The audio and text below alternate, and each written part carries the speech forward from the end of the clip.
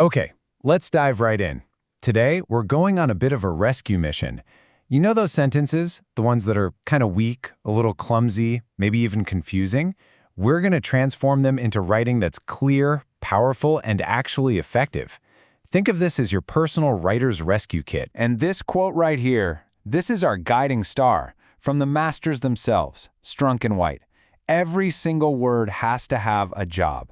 It's all about precision, cutting out all the junk so the real idea, the important stuff, can shine through. So let's meet our patient for today, this invitation for a book signing. Just listen to how it sounds. It kind of stumbles, doesn't it? It feels clunky, a little unprofessional. Our job is to figure out exactly why it feels that way and then perform a little writer's surgery to make it strong. Okay, first up, we need to play detective. We're going to learn how to spot the most common culprits that sabotage our writing, the foundational errors that can make a whole piece of text just fall apart. Our first saboteur is a real classic, the sentence fragment. It's like a single puzzle piece trying to pass itself off as the whole picture. It looks like a sentence, right? It's got the capital letter, the period, but it's missing a key part, like a subject or a verb. It just leaves the reader hanging with an incomplete thought. Now, the good news is that fixing fragments is usually pretty simple. You've got three main strategies in your toolkit. 1, you can just give it the missing piece it needs. 2, you can hook it onto a complete sentence right next to it. Or 3, you can just get rid of the one word that's causing all the trouble to begin with. Let's see how this works. The fragment just says, "Plenty of mosquitoes too, unfortunately." What about them? It's not a full idea, but if we just add a subject and a verb, "The night brought," all of a sudden, bam, we have a complete, satisfying sentence. Simple as that. Saboteur number 2 is the run-on sentence. This is pretty much the opposite problem. Instead of not enough information, here we have way too much, all crammed together without a proper stop. It forces your reader to do the hard work of figuring out where one idea ends and the next one begins. And just like with fragments, you've got several ways to fix a run-on. You can just chop it in two and make separate sentences. You can use a comma with a simple connector word like and or but. A semicolon works great if the ideas are super closely related. Or, if you want to get a little fancier, you can tuck one sentence inside the other. And you have to see this example. Coffee with mustard? Apparently that was a real thing. But notice how the original sentence just barrels ahead. By adding a simple comma and the word but, we create a logical link. Now the sentence actually flows, and that weird historical fact is so much clearer. Okay, we fixed the basic structure. Our sentences are now correct. But let's be honest, correct can still be pretty boring. Now we move on to finding a rhythm. This is where we learn to write things that aren't just accurate, but are actually a pleasure to read. Just listen to these two for a second. Which one sounds better in your head? A is, Anissa slipped off the stool, dropped the bowl, and spilling soup everywhere. Now B, Anissa slipped off the stool, dropped the bowl, and spilled soup everywhere.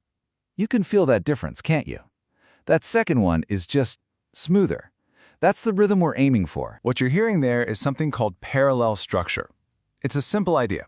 Parts of a sentence that do the same kind of job should have the same kind of grammatical pattern.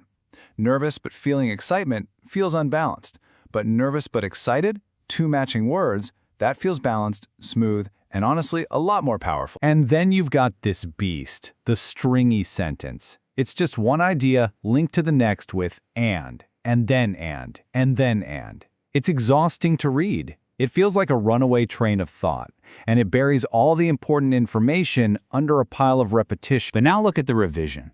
See how much more elegant that is? It's confident. We took some of those rambling clauses and turned them into neat little phrases. Now all that information is delivered in one single, graceful breath. That is the power of good sentence structure. So now we get to the polishing stage. We've built a solid structure, we found a good rhythm. Now it's time to trim the fat and make sure every single word is really pulling its own weight. Well, you look at this. This is incredible. The original sentence was 31 words long. The new, concise version says the exact same thing in just 15 words. We cut it by more than half and we didn't lose any meaning at all. That's the whole game right there. Maximum impact, minimum words. A huge part of being precise is knowing that words have two layers. There's denotation, that's just the dictionary definition. Inexpensive and cheap both mean something doesn't cost a lot. But then there's connotation. That's the emotional feeling a word has. Calling something economical is a compliment. Calling it cheap is an insult.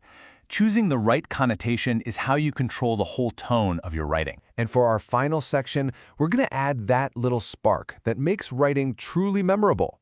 We're moving beyond just getting information across. We're talking about creating vivid pictures right in the reader's mind. And one of the most powerful tools for doing this is the metaphor. It's a direct comparison where you say one thing is another thing. It's not just like it is it. And that little move creates a really powerful, imaginative connection for your reader. This is a perfect example. The wastebasket is a writer's best friend. I mean, is it literally your friend? Of course not. But that metaphor instantly tells you a deep truth about writing. That editing, deleting, and throwing things away is an essential part of making something good. That's an entire essay's worth of meaning in just 7 words. Okay, let's bring our patient back. Remember this jumbled mess of fragments? It gets the information across, I guess, but it has zero energy, zero confidence. It just sort of lays there on the page. And now, the transformation. Just listen to the difference. We fix the fragments, turning them into complete active sentences. It starts with a direct call to action, and it builds excitement. It's gone from being a clumsy memo to a compelling invitation that actually makes you want to show up. So, you see, effective writing isn't some secret magic. It's a craft. It's about knowing your tools. You have a rescue kit now. You know how to spot the saboteurs, find a rhythm, and make every single word count. Your words are your most powerful tool. The only question left is, what will you build with them?